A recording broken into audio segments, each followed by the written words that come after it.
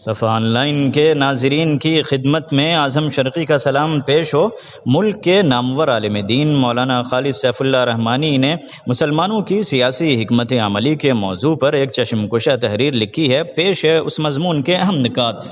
اب اس وقت ہندوستان ایک دوراہے پر کھڑا ہے اور وطن عزیز میں اس وقت مقابلہ خیر و شر اور نیکی و بدی کا نہیں بلکہ دو برائیوں کا ہے، اور ان دو میں سے کم تر برائی کے انتخاب کا مرحلہ درپیش ہے۔ ان حالات میں مسلمانوں کو گہرے تجزیے کے ساتھ کام کرنے اور فہم و فراست کے ساتھ قدم آگے بڑھانے کی ضرورت ہے۔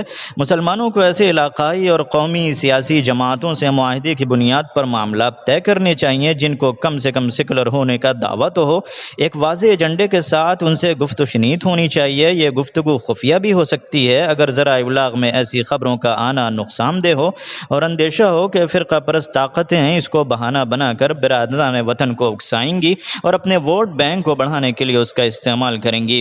حکمت کا ایک پہلو یہ بھی ہے کہ فرقہ پرست طاقتوں کو تقویت پہنچانے کے دو طریقے ہو سکتے ہیں، ایک اعلانیہ طور پر ان کی تائید ہے اور بدقسمتی سے بعض مسلمان قائدین مودی کی حمایت میں بیانات بھی دے رہے ہیں جس کو بے ضمیری کے سوا اور کیا کہا جا سکتا ہے۔ دوسرا طریقہ یہ ہے کہ جہاں ایک فرقہ پرست پارٹی کا مقابلہ براہ راست کسی سیکولر پارٹی سے ہو، وہاں سیکولر پارٹی کی مخالفت میں مہم چلائی جائے۔ اس سے غیر محسوس طریقے پر فرقہ پرستوں کو تقویت حاصل ہوگی اور ان کا خواب شرمندہ تعبیر ہو جائے گا۔ ہمارے ملک میں کثیر جماعتی جمہوریت کا نظام رکھا گیا ہے۔ یہ طریقہ عوام کے حق میں بہتر ہوتا ہے کیونکہ ان کو دو سے زیادہ اختیار حاصل ہوتا ہے، لیکن بدقسمتی سے اس وقت ہمارا ملک عملاً دو جماعتی طرز حکمرانی کی طرف جا رہا ہے۔ کمیونسٹ پارٹیوں کے زوال کی وجہ سے تیسرا محاذ نہایت کمزور ہے اور مستقبل قریب میں اٹھ کھڑے ہونے کی صلاحیت نہیں رکھتا۔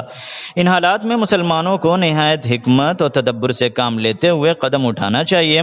حضرت عمر رضی اللہ عنہ نے فرمایا تھا کہ علم و حکمت کی بات یہ نہیں کہ آدمی شر کے مقابلے میں خیر کو اختیار کر لے، بلکہ دانائی یہ ہے کہ جہاں دو برائیوں میں سے کسی ایک کو اختیار کرنے پر انسان مجبور ہو، وہاں کم تر برائی کا انتخاب کر کے بڑے نقصان سے اپنے آپ کو بچا لے۔